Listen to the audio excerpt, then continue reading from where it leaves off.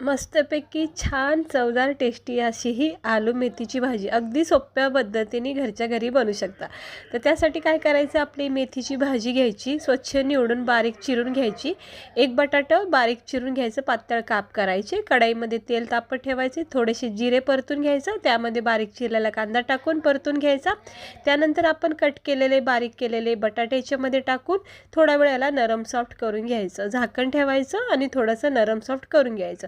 थोडे बटाटे नरम सॉफ्ट झाले की याच्यामध्ये लाल तिखट, चवीनुसार मीठ, धना पावडर, हळद, गरम मसाला हे सगळे मसाले टाकून एकजीव करून घ्यायचं। पुन्हा एकदा झाकण ठेवायचं आणि बटाट्यांना पुन्हा एकदा नरम सॉफ्ट करायचं।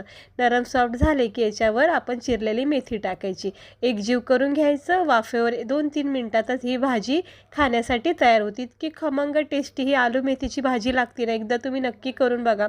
भाजीसोबत, पराठ्यासोबत इतकी मस्त वाटते ना, खमंग टेस्टी आणि हेल्दी अशी ही आलू मेथीची भाजी एकदा तरी करून बघा।